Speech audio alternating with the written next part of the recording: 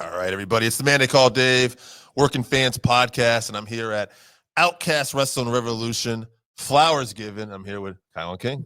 Thank you. Sorry, I'm eating. Yeah, and then we just had a show, so I Chicken mean, and rice. You know, trying to get that protein. Yeah, thank you for having me. Thank you, Appreciate it. Appreciate you. Oh, talking to the mic so they can hear me. How was the match tonight? Would have been better if I won, but Yeah.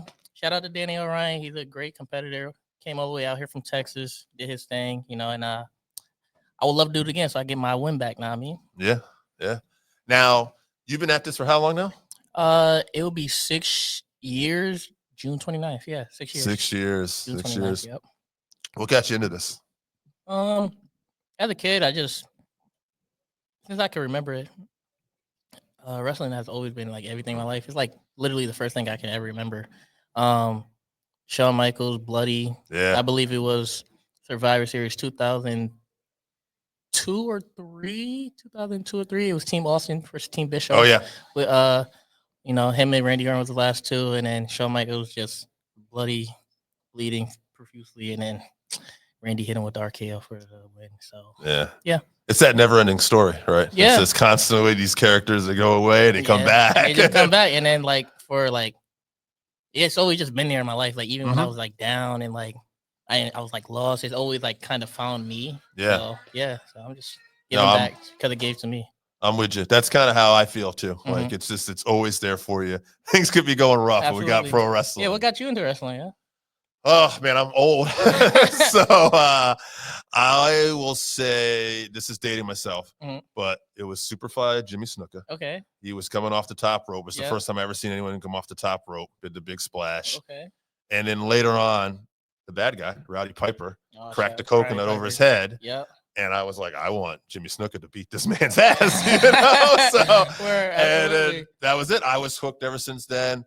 Then there's the big events like Hogan slamming Andre, and then you forget. And then years later, here's what I'm kind of thinking, well, maybe I'm not into wrestling. Here comes Bret Hart having some of the most craziest matches ever with Shawn Michaels. You're like in my uncle's era, and I'm saying.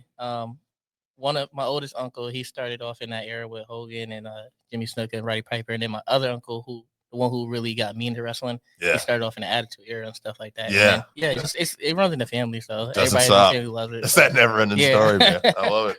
Now, 6 years. Any obstacles? Any injuries? I've been concussed. That's like probably the biggest one. I always have probably had like nagging injuries, like shoulders, wrists, knees, ankle, but just wrap those stuff up and go on. But with the head, when it comes to concussions, this is one thing I will always say to anybody: just make sure you take care of like your head, because you only get one brain and then one mind, so you don't want to mess that up. So I would never say wrestle on a concussion. For all the wrestlers out there, take your time and heal that up, because you only get one brain. So mental health. Yeah. No, you're right.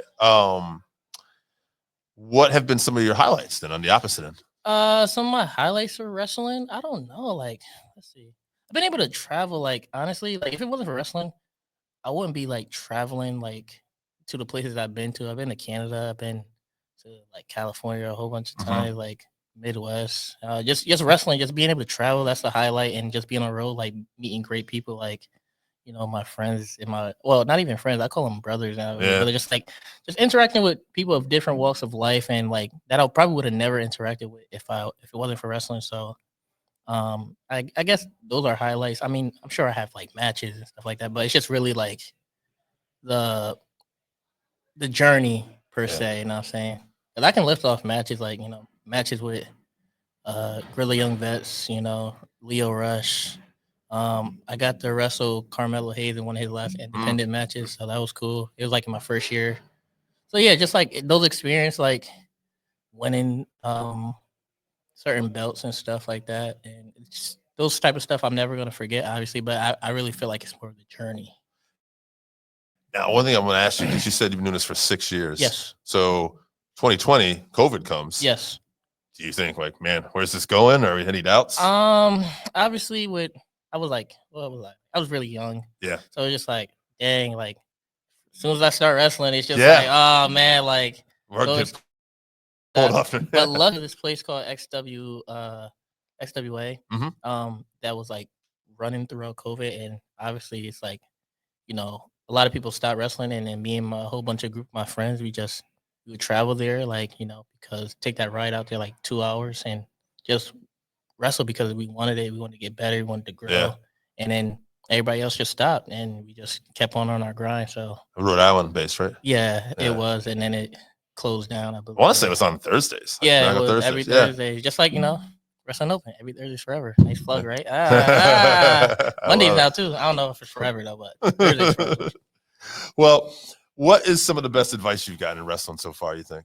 The best advice that I have gotten with wrestling is just slow down and just take everything. Don't take things for granted, be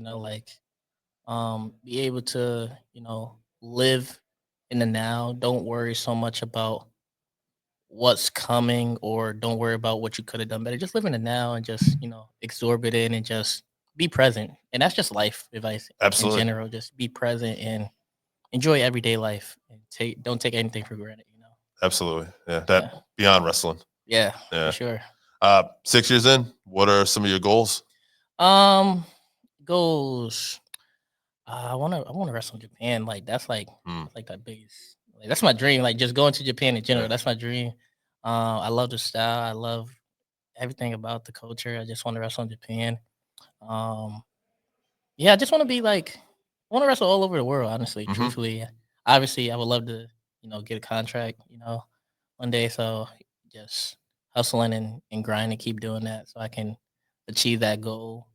And then I think, my buddy Flash, he got some singles gold. I think I want some singles gold, back get some singles gold again. It's been a while for me. So yeah. All right. Some goals. Now why don't we wrap this up with anything you want to promote, events coming up, social media?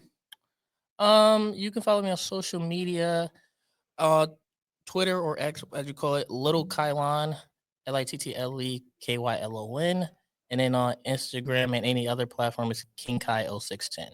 And yeah, I mean, you can catch me on Wrestling Open this Monday and every Thursday forever. So yeah. All right. Thank you. All right. Thank you for being on, Kyle. And let's get back to your food, man. Appreciate you. Thank you. Thank you. Thank you. That's one. No, man. Appreciate it again.